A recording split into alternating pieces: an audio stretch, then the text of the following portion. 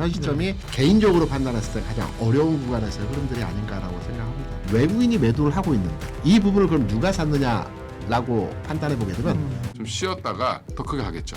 지금 HBM 수요도 지금 계속 공급 부족입니다. HBM4는 그냥 하이닉스, 삼성전자, 마이크론이 지금 3파전이 이루어지고 있다. 그래서 지금 당장의 실적, 다음 분기의 가이던스도 중요한데 그럼 삼성전자, 하이닉스가 언제 꺾일 것이냐라는 걸 고민을 해보면 14만 원 좀 돌파하고 나서부터 14만 원을 기준으로 이제 왔다 갔다 하고 있는데 일단 오히려 이제 삼성전자 실적 발표 이후에 SK하이닉스가 조금 더 우상향하는 모습을 보였고 여기도 마찬가지로 이제 4분기 좋을 거다라는 기대감이 붙은 건데 지금 두 회사 동시에 또 오늘 같은 날은 이제 녹화 기준일이 12일이니까 오늘 조금 쉬고 있죠. 네. 근데 오늘 조금 밀리니까 벌써부터 뭐 어떻게 해야 되냐 그런 질문을 하는 것 자체가 저는 좀 때리고 싶다. 그 정도 올라와서 좀 쉬어야죠, 그죠? 하루라도 쉬는 걸 못 봐요. 예, 그러니까 무슨 뭐 제가 얼마 전에 어떤 분이 두산에너비한테 상담하는데 그 얘기 하시더라고요. 얼마에 샀냐고 자기 너무 많이 빠져서 지금 힘들다고 사은 가격에서 2% 2,000원 빠졌어요. 네, 3일 전에 삼거리를 저희 샀는데 사면 당연히 미쳐버리겠어요. 네, 그래서 그거는 본인이 잘못 사신 거라고 비싸게 사신 겁니다. 그냥 이렇게 말씀드렸는데 일단 그런 이제 지금 분위기가 시장이 너무 좋다 보니까 약간의 흔들림도 되게 크게 느껴지는 그리고 이제 돈 못 버시는 분들의 가장 큰 특징이 수익 나서 안절부절하시는 분들이 돈 못 벌어요. 수익 날수록 여유가 있어야 되는데 부자들이 돈 버는 이유가 뭐냐면 기다릴 수 있어서 돈을 버는 겁니다. 부자가 되려면 좀 여유를 가져라. 제가 반도체에 지금 하고 싶은 얘기는 뭐 이번 달 쉴 수 있습니다. 이제 뭐 남은 기간 동안 1월 중에 좀 쉬었다가 오히려 이제 지금 좀 쉬었다가 가더라도 더 크게 하겠죠. 그러니까 저는 추세는 적어도 3월 늦으면 한 6월까지도 충분히 더 추세는 이어질 가능성이 있다라고 보고 있고요. 지금 삼성전자, 하이닉스가 지금 가이던스는 계속 우상향 중이고 지금 증권사들이 제각각이에요. 근데 외국계가 좀 먼저 지르고 CT가 먼저 질렀죠. 155조 벌 거다 올해. 그러면서 20만 원을 불렀고 그다음에 지금 아까 말씀드렸던 맥쿼리 같은 경우는 가이던스 영업이익 수준은 그닥 많이 안 올린 것 같은데 24만 원을 불렀어요. 거기는 이제 밸류를 더 준 거죠. 그다음에 뭐 이제 하이닉스 같은 경우 115만 원 뭐 이렇게 불렀는데 지금 우리나라 애널리스트들은 이제 막 따라오고 있죠. KB가 얼마 전에 20만 원을 불렀고 나머지들은 이제 눈치 보고 있습니다. 이제 그게 왜 그런 외국계들이 보면 항상 과격하잖아요. 뭐 겨울이 온다, 윈터에서 커밍 그랬다가 갑자기 좋아진다 그랬다가 아주 그러니까 난리 부르스를 치죠. 예. 근데 걔네들이 왜 그러냐면 그렇게 해야지 영업이 돼요. 어중간하게 쓰면 본인들 창고로 매매를 안 합니다. 그러니까 안 좋게 매도 리포트도 확 내야 우리 창고를 이용해서 팔아주세요 이렇게 파는 거거든요. 그러니까 애널리스트가 되게 숭고한 존재같이 느끼시는데 영업하는 애들이에요. 결국에는 지식을 파는 영업이죠. 저도 마찬가지지만 근데 그분들은 특히 이제 외국계는 우리나라는 이제 데스크라 그러죠. 이제 센터장이 조율을 하잖아요. 외국계는 조율 안 합니다. 센터장이 오히려 과감하게 쓰라 그러죠. 그래서 저는 뭐 농담 삼아 매국노들이 많다 뭐 이렇게 얘기를 하는데 다 한국 사람들이잖아요. 보면. 그렇죠. 네. 알테오젠도 보니까 이따가 말씀드리겠지만 똑같은 리포트를 3번 썼더라고요. 지금. 네, 그래서 제가 재밌는 웃긴 상황인 것 같은데 일단 반도체는 삼성전자 영업이익 가이던스 그러니까 제가 이 말씀 왜 드렸냐면 우리나라도 이제 점점 모여질 겁니다. 아마. 목표가나 가이던스들이 이제 비슷하게 바뀔 거예요. 근데 한국은 눈치를 많이 봐요. 먼저 치고 나가면 욕 먹을까 봐.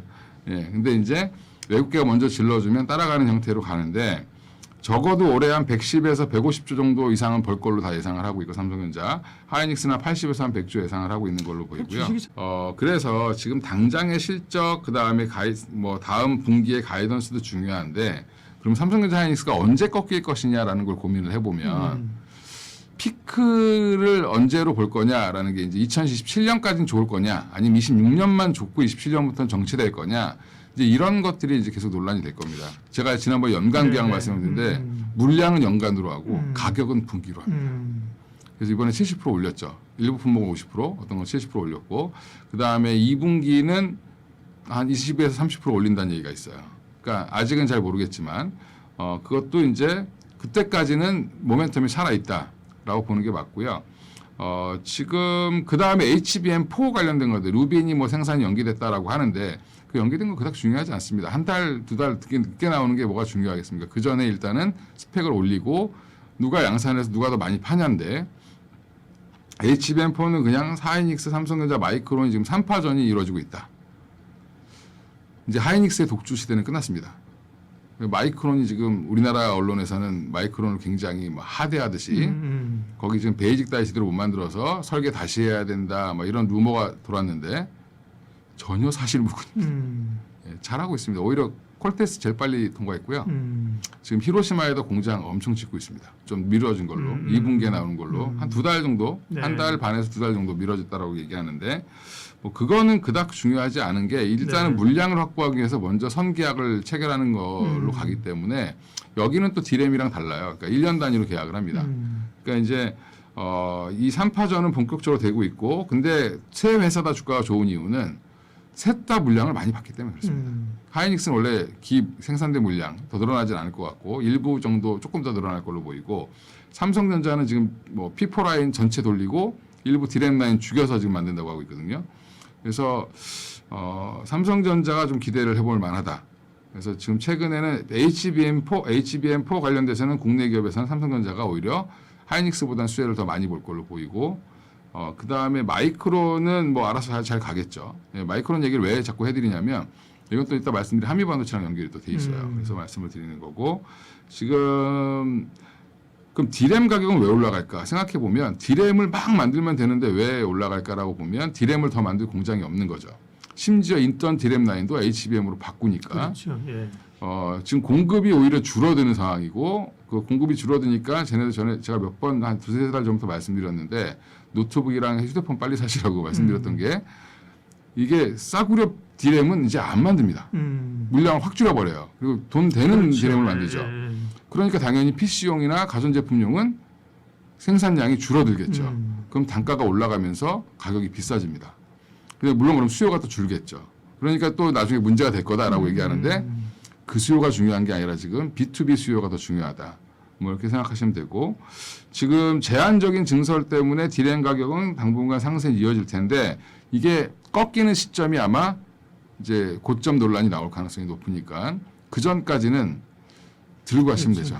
저 같은 사람들은 이제 언제쯤까지 끌고 가야 되냐라는 고민을 할 때 신호탄이 뭘까를 보고 이제 말씀을 드리는 그죠, 거고 수요나- 뭐 빅텍들이 투자를 더 이상 안 한다든지 뭐 아니면 진짜 이게 뭐 가격이 이제 어느 정도 재고가 쌓여서 더 안 산다든지 이러면 이제 문제가 생기겠지만 아직은 괜찮다 이렇게 보는 거고요. 네. 그 다음에 지금 HBM 수요도 지금 계속 공급 부족입니다. 생산을 많이 해도 지금 루빈과 우리가 이제 블랙엘의 차이가 데이터 처리 용량으로 보면 2.75배가 높아집니다. 또 그만큼 이제 들어가는 HBM도 또 많다니. HBM4가 네, 예, 많이 4가 들어가죠. 그렇죠. 예, 거기에 지금 DPU라는 개념도 나오죠. 요즘에 데이터를 분배하는 중간에 이제 DPU라는 것도 만들어서 지금 집어넣는다라고 얘기를 하고 있거든요. 그래서 지금 새로운 DPU는 또 뭐야? 그냥 데이터 이게 들어간 겁니다, 그냥. MPU, DPU 뭐 지금 뭐 네, 예, TPU TPU 난리 뭐, 났죠. 네, 네. 예, 근데 나중에 원피우든 그죠? 예, 무슨 피우든지 간에 결국에는 다 로직 반도체고요, 대부분은. 예, 그래서 우리나라의 직접적인 수혜는 그닥 별로 없습니다. 없는데 이제 일부 이제 디자인 하우스들 조금 관련된 회사들은 좀 움직일 가능성이 있는데 그거는 너무 작은 영역이니까 여전히 이제 그거는 이제 TSMC만 좋죠. 예. 반도체가 일단 지금 장에서 네. 현 시점에 제일 어렵습니다.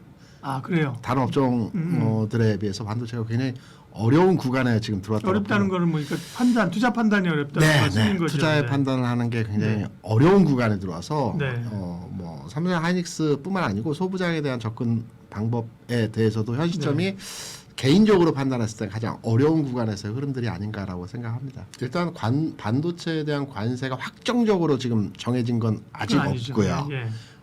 어제 오늘 나온 뉴스 중에서 트럼프가 이제 반도체에 대한 관세를 25% 부과할 수 있다라고 한 내용의 그 주체는 네. 이제 미국으로 수입되어서 다시 재수출되는 품목이고요. 네. 대부분 엔비디아의 그 HBM이 네. 대만에서 후공정을 이제 네, 진행하고 맞아요. 그리고 나서 미국 다시 들어오거든요. 꼭 갔다가 와야 되기 때문에 갔다 왔다가 다시 중국으로 가는 과정에서 관세를 부과하겠다는 얘기. 뭐 중국에서 최근에 그 트럼프가 중국에 대한 고사양 반도체를 허용하겠다는 얘기가 있었고 네. 그리고 이번에 중국에서 주문을 뭐 한 200만 개 정도 주문했던 모양이에요. 한 250조 되는데 여기다 이제 부과하는 관세 부분을 따져보면 한 2, 30조 되기 때문에 이 부분을 이제 관세로서 이제 부과하면서 네. 뭐 수익으로 창출하겠다는 얘기인데요. 뭐 아직은 뉴스적 측면에서의 내용이고요. 확정된 이거는 아니기 때문에 네. 요 관세와 관련된 내용들은 확정되고 구체적인 내용이 나올 때까지 좀 더 확인해 보는 것이 어떨까. 이번 그러니까요. 트럼프 내용으로 전날 엔비디아 주가 수준에서의 상황을 보더라도 한 1% 정도 하락을 했는데요. 그렇죠. 영향도는 그렇게 크지 않았던 것 같아요. 장중에 한 2% 밀렸다가 1%대로 낙폭을 줄여주는 거 지금 봐서는. 그 없는 매출이니까 그죠? 그렇죠. 뭐, 제가 어렵다라고 네. 모두의 반도체에 대한 평가로 말씀을 드렸던 부분이 이 부분입니다. 예, 예. 기본적으로 반도체 흐름을 판단하는 것은 외국인의 매매 동향으로 우리가 앞으로 추이를 지금까지 예측했던 게 기본적인 반도체에 대한 방향성이었거든요. 네. 뭐 지난 9월, 10월 이렇게 외국인이 반도체에 대해서 삼성에 샀던 것은 뭐 당연히 주가 상승에 대한 가능성들로 판단했어요. 그런데 우리가 판단하는 지난 12월 26일부터 지금까지 반도체에 대한 전체 삼성 하이닉스 요 부분에 대한 내용으로 네. 외국인을 근거로 해서 한번 해석을 해보게 되면 네. 왜 12월 26일부터냐? 12월 26일이 지수 4,100포인트를 돌파해서 4,700포인트로 다이렉트로 가는 과정이었습니다. 그리고 삼성전자도 11만 원에서 14만 원까지 올라오는 과정이었고요. 하이닉스 뭐 비싸게 60만 원에서 78만 원 가는 과정이었기 때문에 12월 26일부터 이제 외국인 동향에 대해서 제가 알고 있는 내용을 설명을 드리면 네.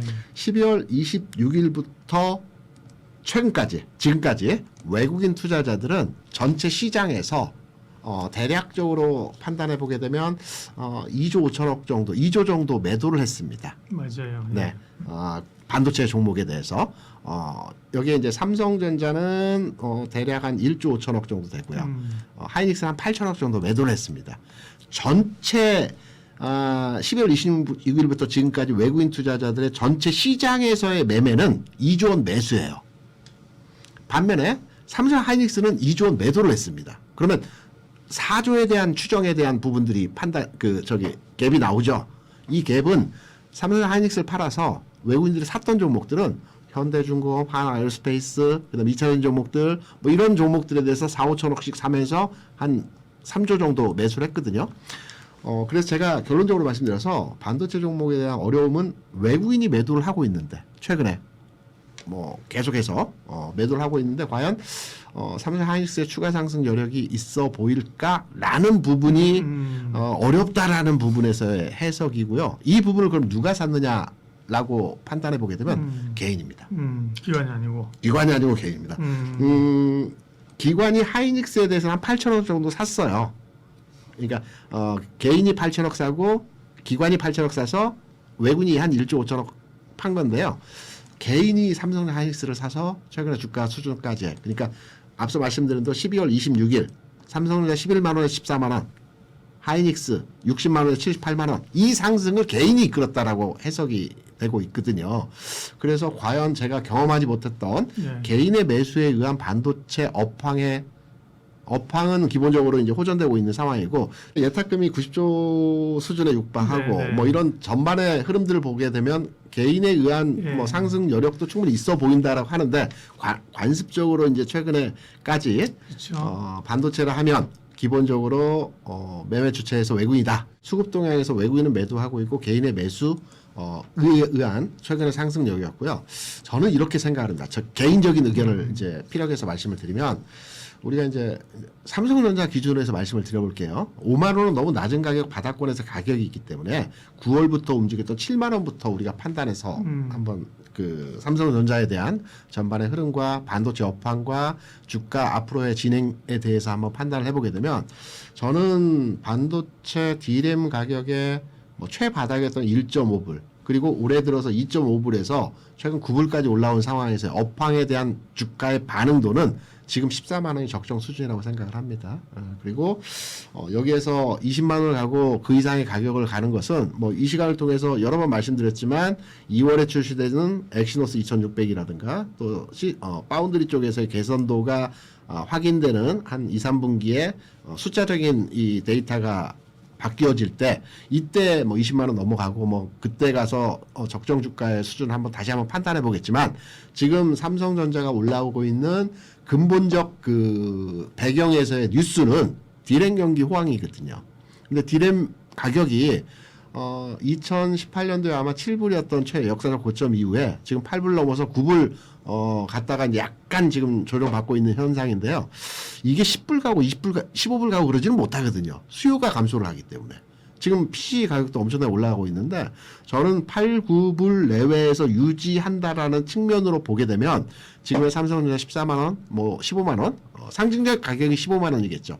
요 부분에서의 가격이 가치와 주가에 대한 비교 측면에서의 내용을 볼 때 합리적 수준에서의 가격이 아닐까라고 생각해서 저는 기존에 삼성전자에 대해서 그냥 우호적 스탠스였다라고 말씀을 감히 드릴 수 있는데 저는 14만 원, 15만 원 구간에서는 한번 정리하는 것도 현실적 투자 방법의 접근도 측면에서의 뭐 방안이 아닌가 이렇게 생각 조심스럽게 한번 말씀을 드려봅니다.